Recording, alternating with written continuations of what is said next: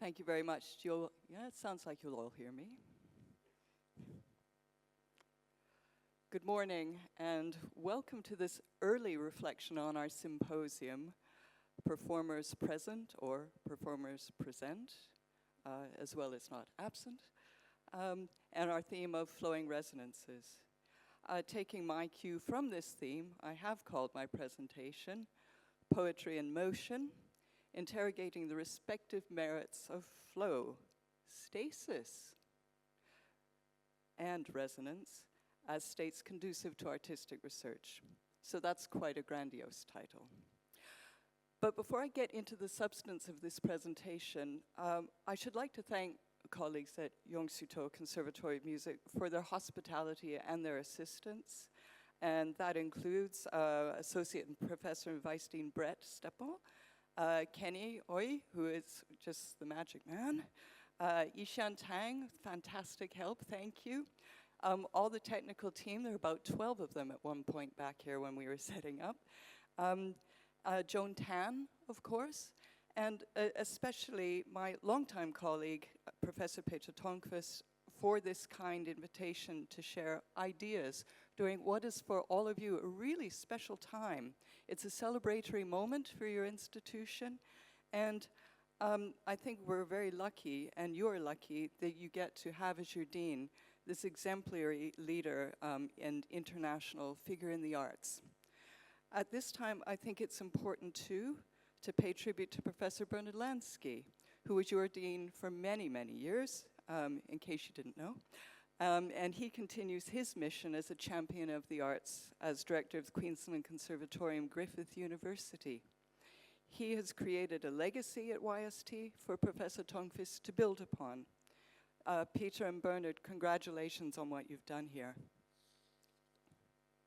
Now, following on from very inspiring opening speeches yesterday and performance events, and in anticipation of what is to come, I want to explore a few ways that we might develop all together in this room some elements of a common language. We're going to be moving through varied presentations, varied performances. So I have some thoughts about how we might all be on something of the same page, or at least the same chapter. Now, you may find some of the propositions I'm going to make here a bit weird. Nevertheless, immersed as we are in our own diverse worlds and our own creative quests, it's really important that we keep talking to each other in ways that we can all feel included, encouraged, and emboldened. And this strikes me as being particularly important at this historical juncture, which feels in many ways so very difficult and very challenging to one's personal and often fragile creative dreams. So I hope to propose some avenues of thinking by which we might work together through this, while also reflecting upon how our artistic research work might continue to resonate and flow with intellectual curiosity and vitality. We had some splendid examples of this yesterday, and really looking forward to many more to come. I'll lay the ground for this by offering some further examples from all over the place, as you will see. We can begin with a writer who knew her share of fragility and who famously authored a book that brings to life some of the feelings we may experience.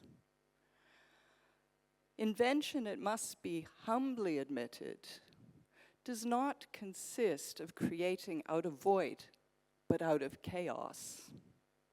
And that's Mary Shelley in the Frankenstein preface.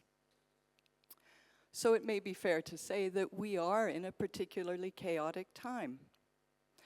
In the same spirit of humble admission as Mary Shelley, I'll confess to you now that I found this talk extremely difficult to write. Those of you who know me for a long time know that I usually manage to write pretty well, but I threw a lot of copies of this away. I've been thinking hard about a fundamental set of questions for all of us and about how they might resonate for us at this particular time in this particular place. What does it mean for many of us to have come across long distances to talk with those of you who are living here and creating here in Singapore. What do you as younger artists, what do you wish, what do you need to hear to help you reflect in this strange, not so post-catastrophic time? In the sense that I wish the worst would be over, I wish it were post-catastrophic. But the events beginning on the 7th October 2023, the ongoing struggles in Ukraine, and as we heard yesterday from Olga, the whole region, even the rumblings of uncertainty closer to your homes in the South China Sea, they compelled me to keep ripping the script up and start over again. We're living with multiple points of conflict and points of strife, while we're still bearing the consequences of the COVID-19 pandemic and the economic fractures that resulted from all of that. And we're worried that new pandemics may lurk in the background, threatening the last of us, and one of the main agents of danger, which is climate change. It seems tremendously tough to deal with. How can we address it within the current geopolitical situation? How can we repair, restore the flow, and recover resonance? You young musicians, you young artists, you have so much to bear, and your work in the world will be so very important. So I ask you, how can we honor you and give you substance for your work and the more ephemeral thing we all need? Hope for the future, with all its promise and with all its challenges. Let's begin. Within the artistic research community, it's customary when we're addressing such difficult questions to study writings of philosophers and learn from their wisdom. Consider Bruno Latour, whose work on actor network theory has influenced many artist researchers, or Gilles Deleuze, one of the key figures whose writings color the response to the artistic experimentation agenda, or Paul Ricoeur, who fused phenomenology and hermeneutics in a way that's attractive to several artist researchers, especially those who work with experimental writing, or Barbie.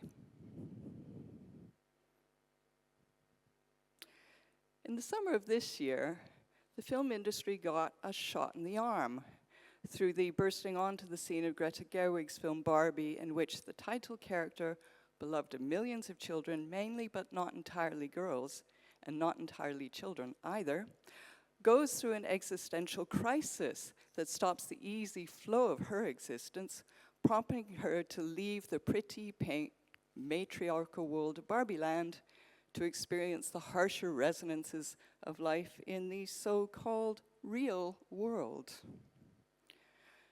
Barbie is accompanied by her trusty sidekick, Ken. But trouble inevitably follows, including Ken's discovery of a patriarchy in which he, not Barbie, is the dominant one. The precipitation through this problem of the conflict of the Kens, and the eventual recanting of this dystopia and Ken's realization with Barbie that he must have a self beyond her influence to be just Ken.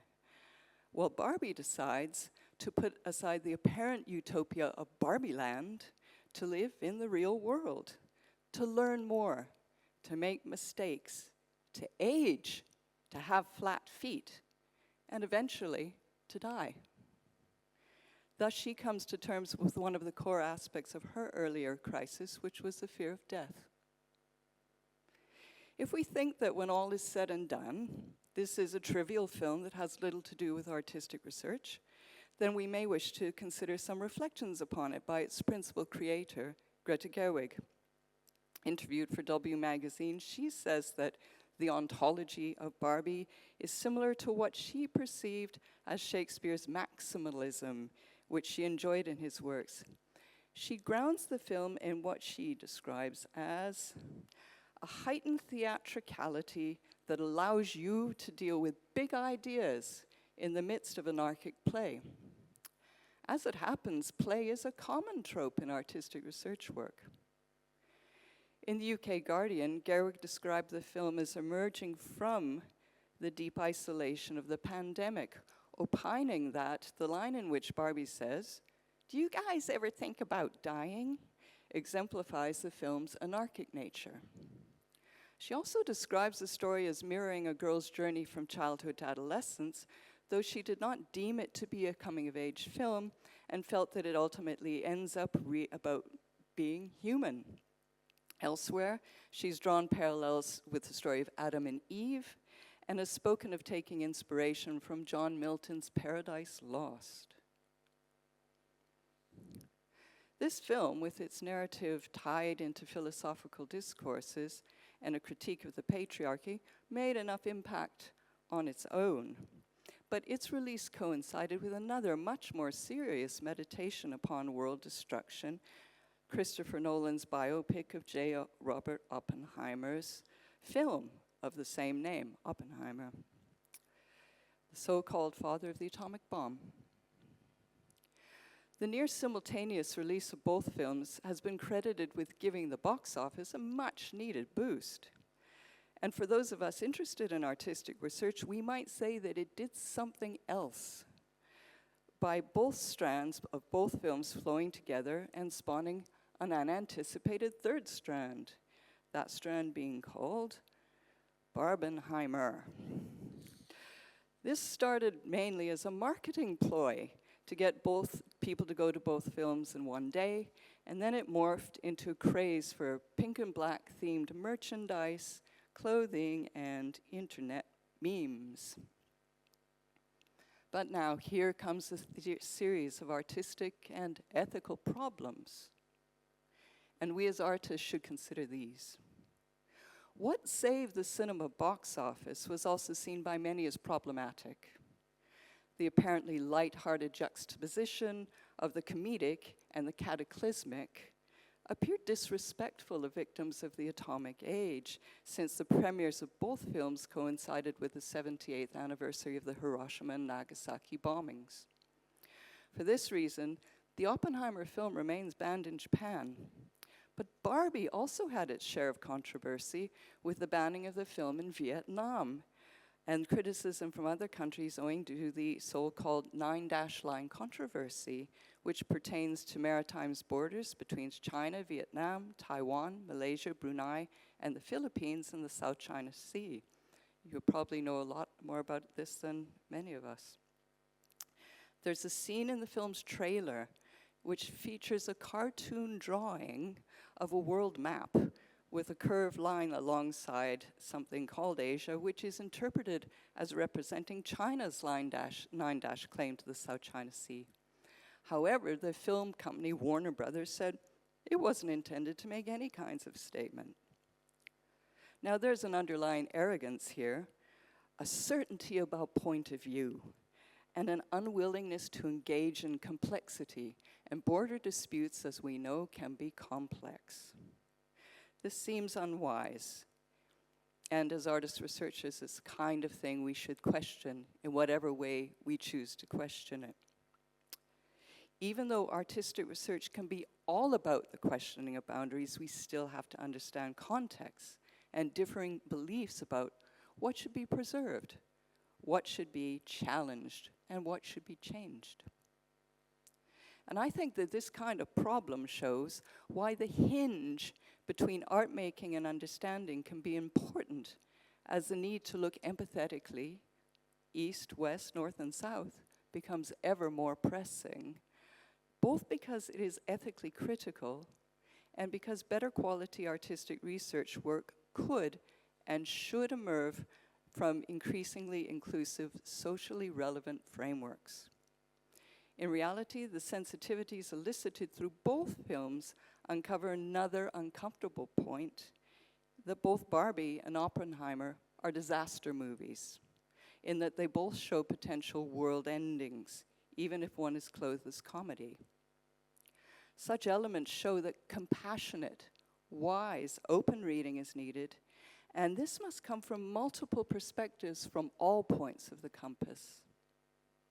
After all, we've now all seen in real life, we all know what global disaster looks like. We know what it feels like, and we know how it can keep us separated from one another.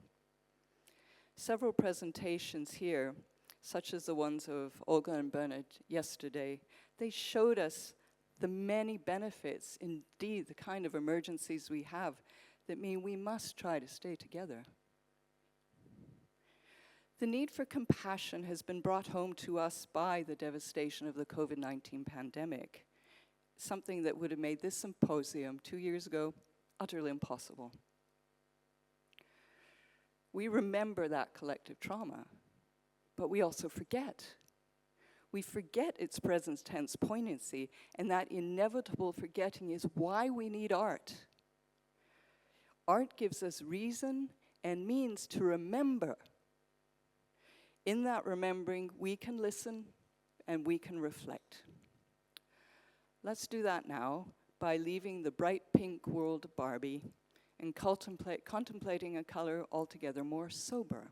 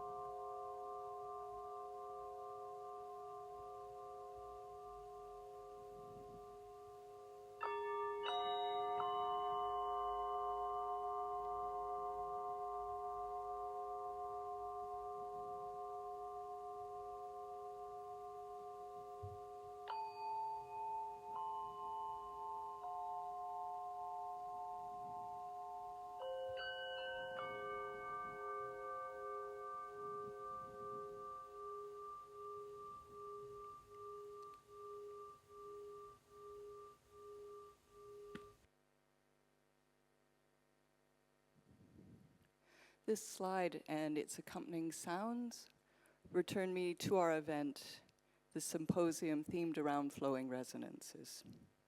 As you've watched and listened, you'll have probably been thinking about the sounds of bells, gongs, chants, and other calls to attention that have been and will be heard during this event.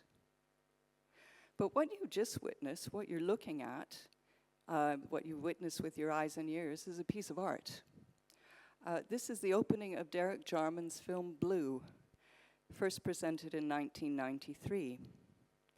In its 79 minutes of total running time, the film shows nothing but this screen saturated in this one color, International Klein Blue, while the unfolding of music and words is what will create the story and what one might even say could be the images for us. Blue is about many things, but is mainly a response by an artist to an earlier global pandemic that was robbing him of his eyesight. Jarman, who was one of Britain's most eminent visual and film artists, went blind as HIV/AIDS burned through his immune system, destroying his optic nerves. He died blind, but as his final film showed, with no loss of vision. A fairly recent retrospective of Jarman's work was held at Manchester Art Gallery in December 2021, just as we were all emerging from our COVID pandemic hideaways.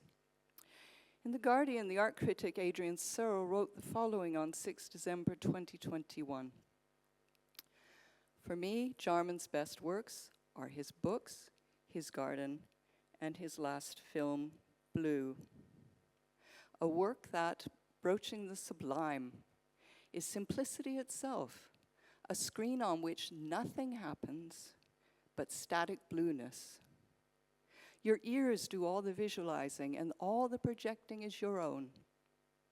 The blue is filled with voices, memories, tart and wistful and mordant observations. Whatever the difficulties and inconsistencies, it is good to return to Jarman, an exemplary artist and man, and a model of the creative life. Searle's critique calls the screen of blue static, but that word needs some unpacking. Stasis may be thought of as inert, but it can be equally strong and even resonant. Let's look again at Jarman's blue screen. The color blue is both still and flowing, solid as stone, mobile as water, as ethereal and ungraspable as the sky. Blue resonates, as Mark Rothko taught us that all colors do. The idea of the resonance of color flows forward so powerfully from this and many of Rothko's paintings that it became generative of a piece of architecture, the Rothko Chapel in Houston, Texas. It was then, as many of you will know, taken up by Morton Feldman in a work by the same name, with which you may be familiar. And I'll play a section of this now just to refresh your ears. It's quiet at the beginning, so bear with us.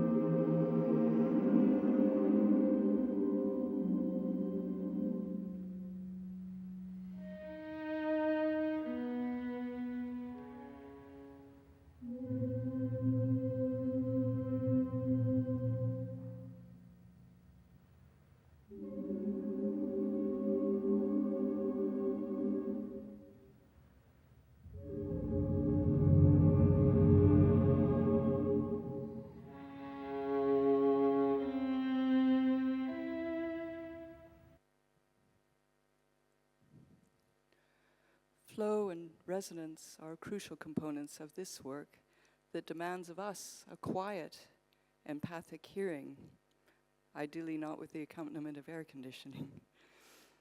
After all, it can be said that when we truly understand someone, we resonate with them. And this is the spirit that was brought forward by this piece, and it's the spirit that brought the Rothko Chapel into existence in the first place. Interestingly, when the chapel was renovated, and that happened again after the pandemic in 2021, its ceiling, which was like this, dark, was replaced by a skylight to let in the sun. We need not only resonance in our lives, we also need illumination. We need another way to see the light. But long before that, from 1973 onward, the Rothko Chapel doubled as a center for colloquiums aimed at fostering mutual understanding on issues affecting justice, freedom throughout the world, and it aspired to be a focal point of dialogue between advocates for social justice, artistic figures, and spiritual leaders.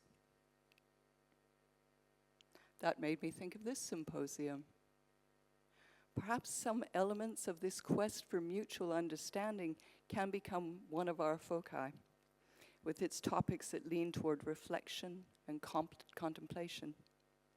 We have several artistic leaders here, and a real opportunity to reflect together on what might be the future of our cultures, our institutions, and their place in the world.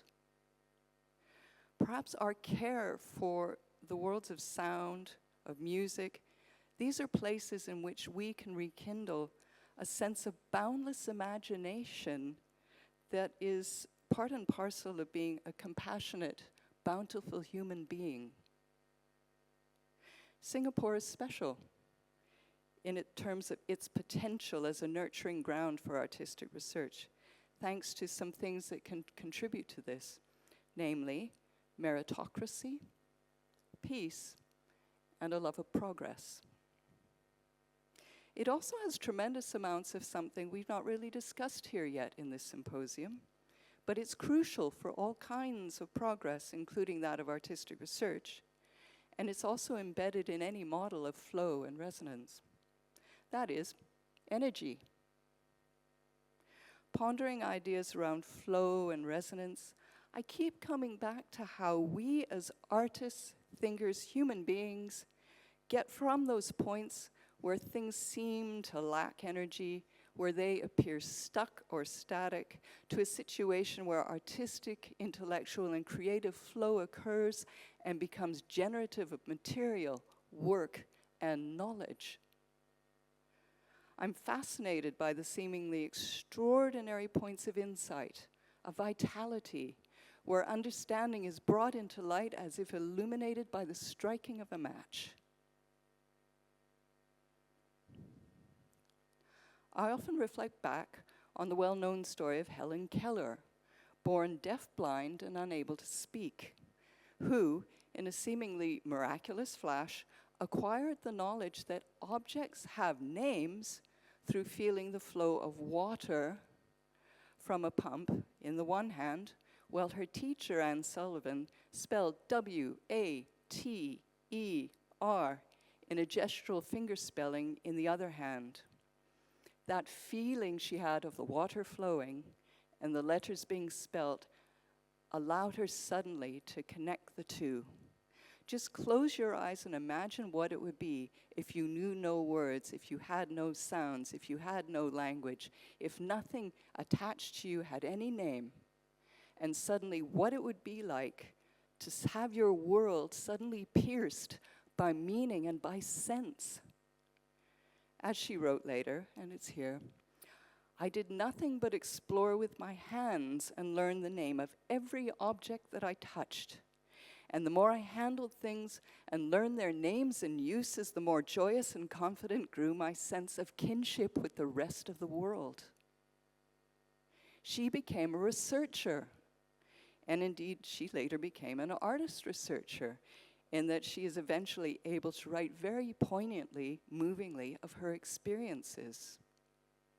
And after all, is this not somewhat akin to our work as we grapple with sounds at the mixing desk, composing a piece or practicing long tones and technical exercises, or scales at the keyboard day after day, week after week, or wondering why does one painting go with another piece of music, or how can they? Are we not all also grappling with material, touching it, breathing it, in order to eventually make it our own so that we may be set free to communicate with the vocabulary that we work so hard for? Another example that most of us will experience is that phenomenon where you practice a section of a piece and you don't get it right, and you practice it and you don't get it right, and you practice it and you don't get it right, and you think, forget it. Then you go to sleep. And then sleep and the brain do their work, and you wake up the next day and you can play that passage perfectly well.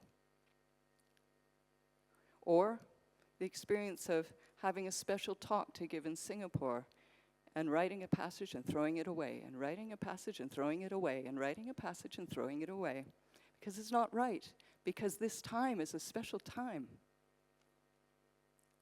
You throw it away and you start again. Understanding develops its flows in many ways, but these examples show that there is a hidden gathering of experience and labor behind all the apparent instances of that bolt from the blue. The places of apparent stasis where nothing seems to happen, nothing flows, nothing resonates. They're vital to the development of a system where flow and resonance may occur. We need our practice, our false starts, our failures, our car crashes, our messes. We need them all. Here and now, in this place, at this time, we can work together, make a lot of errors together, and create something better together. I know that in the coming days of this conference, we're going to see and hear many examples of how this might work. I think we'll see a lot more successes than failures, however. Whatever we see, I really hope, especially hope this for the students, that you just soak them in.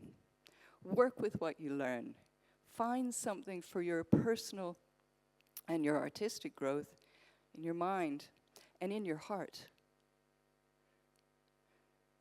To give something tangible as part of this aim, I wanted to conceptualize ideas around stasis, flow, and resonance in a model that might be of use to us. I like making models. In fact, I made two attempts, one very abstract, yet very familiar, and another more down to earth. The first is a dialectical model in which stasis and flow might be seen in contrast and opposition. From this familiar perpetual cycle, one would surmise that resonance would emerge as a consequence of the opposition between the states of stasis and flow, and as a unifying effect that both emerged from and fed back to this kind of circular system. But it's not very satisfactory. It's rather a pat-looking model in which the static isn't really static at all, and the generative source of the flow is just a mystery. It's like hocus pocus. It's a model that doesn't work, in this context at least. So what I think instead we need is something perhaps more real. So let's consider another thing. It's a simple electric motor. A motor is enclosed and formed by a component that doesn't move, the stator, which forms this static component of our flow model.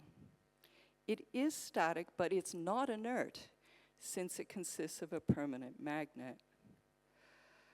Stasis here shows us more broadly that within a functional system, including an artistic one, there generally needs to be some kind of solid frame to create coherence and sense, holding the components together in a manner that's also generative.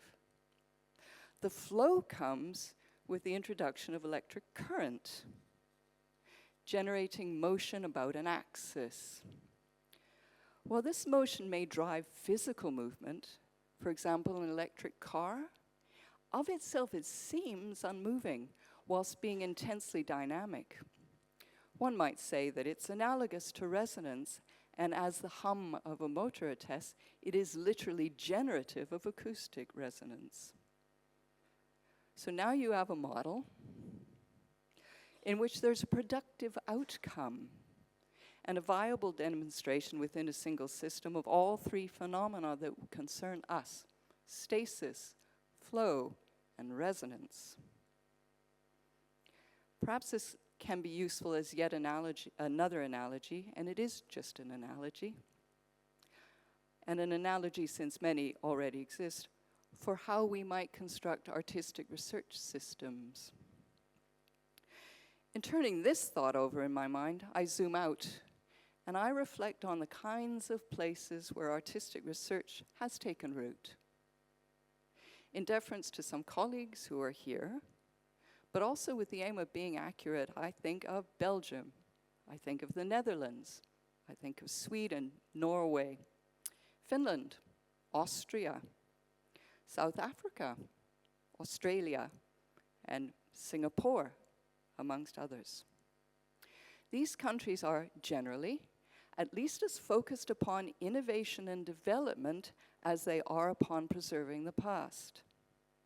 This can allow for a little bit more freedom of movement, a fleet-of-foot responsiveness to new ideas. And most of all, it has the capacity to generate vitality, and vitality means energy. Our electric motor needs energy to make it turn, but it then provides the energetic means to power all kinds of machines. And we also need energy for our work in cultural life, particularly when times are challenging, if we, in turn, are to project energy into the world around us and make a change. In each visit that I've made to Singapore, I've noted that it has this precious resource, a diverse population with abundant energy, functioning with an meritocratic democracy and a care for progress. And that returns us to this event, in this place, taking place at this point of potential, at this hinge of East and West, North and South. Your institution is changing, and this is such an opportunity. You're developing new areas of interest, music and health, and indeed, I hear a PhD program that's going to be launched on Friday. But my friends, beware. If you develop the engine for a fine research environment, there is no guarantee that it won't break down or be sabotaged. None of it is certain to last forever. As I was preparing this talk, I was being inundated by posts from colleagues back in Norway, many of whom are extremely upset by the proposed elimination of the National Artistic Research Program there that could eliminate all of its arenas for exchange between art genres. That's the fact that that could happen when this program was so reputable and produced very good results. That should concern us all. Other colleagues in Europe are in a constant fight to keep their research funding, to grow their research programs and their resources. So I beg you, enjoy your research, enjoy the artistic opportunities that this institution will give you, but understand how precious they are. I'd like to end with kind of final tribute to Greta Gerwig that will bring us back full circle to Barbie. Perhaps it is no coincidence to my finding inspiration in what you might think is an unlikely source, that embedded in her very name are the letters A and R, our convenient shorthand for artistic research. It turns out that looking for resonant ideas about artistic research in Barbie can produce a surprisingly literal result. Now, you may think of this as a banal correspondence of letters, But I would say that it carries a more profound metaphorical message, namely that research material is everywhere. Within what we believe we know and what we may even dismiss as trivial can be the seed of something unexpected and transformative. Artistic research gives you a tremendous opportunity to surprise yourself. Part of that surprise can be a sense of awe, but also a sense of fun, a sense of looking afresh by looking awry. In trying to reconcile past, present, and future, it can be useful to lift our gaze from our narrow disciplines and take in what lies to either side. We can deliberately look in strange places and try to find, as in this presentation, the AR in Barbie. Or we can go further still and argue that what artistic research needs is to be more Barbie, not resting contentedly in AR land, but venturing into the real world. By doing so, we can bring our research context the knowledge of mystery and the thrill of discovery, and we can dare to contemplate how our work and insights might have the capacity to transform that wider world in ways that are as yet unforeseeable.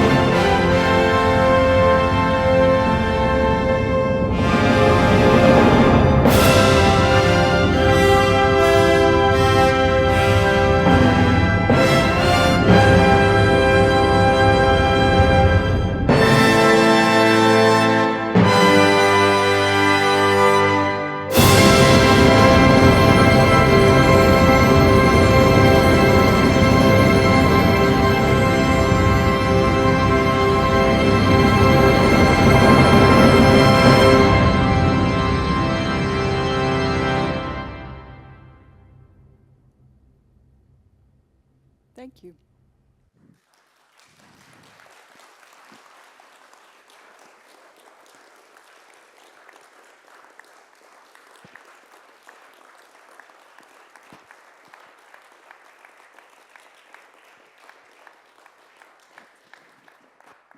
Thank you very much, Darla. This is exactly as resonant.